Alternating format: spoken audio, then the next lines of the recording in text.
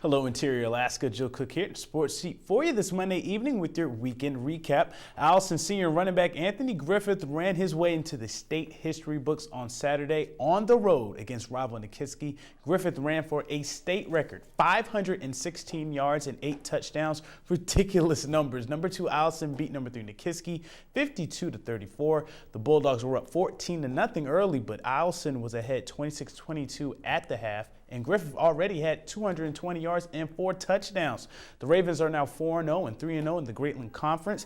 That was Nikiski's first loss. Now let's put this in perspective. The previous record was set by Kenai's Jace Daniels, a 488-yard game last year against Nikiski.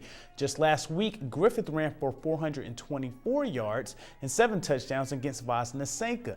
In just 3 games, the senior has 1,125 yards and 17 touchdowns.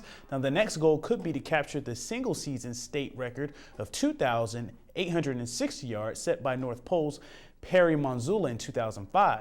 As of now, Allison Starback has rushed for 4,484 yards and 70 touchdowns in his career.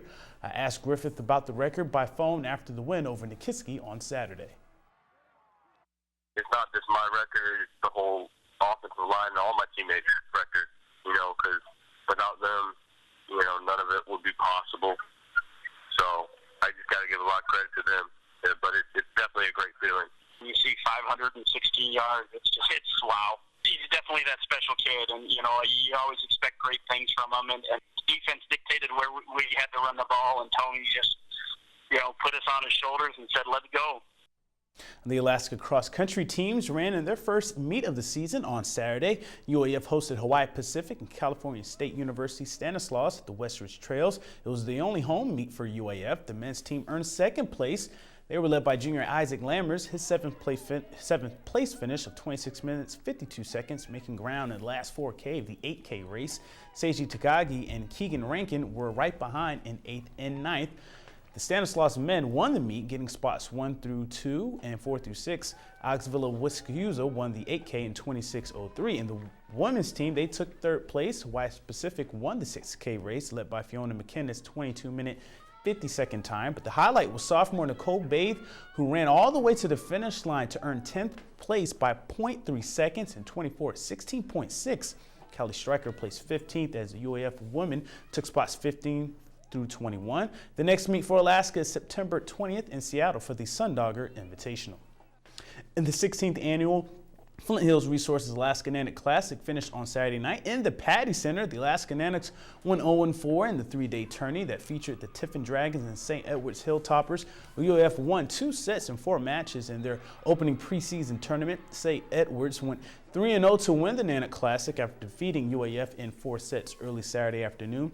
UAF junior outside hitter Sam Hartoon was an all-tournament pick. She averaged 16.5 kills and 9.7 digs in 4 games, including a 21-kill game against Tiffin on Friday night. True freshman Brooke Mattias had 36 kills in 4 games as well. Alaska Nanics volleyball team end up next up for them is the CSU Pueblo University and the University of Colorado Springs Volleyball Classic this weekend for a Friday and Saturday tournament.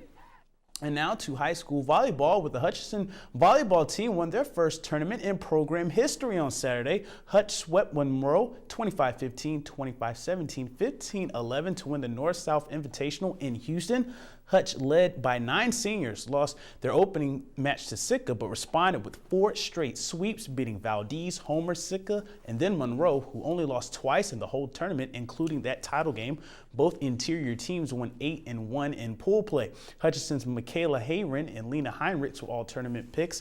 Monroe's Marissa King was named MVP of the North-South tournament, and Andy Clark was also made all tournament for the Rams.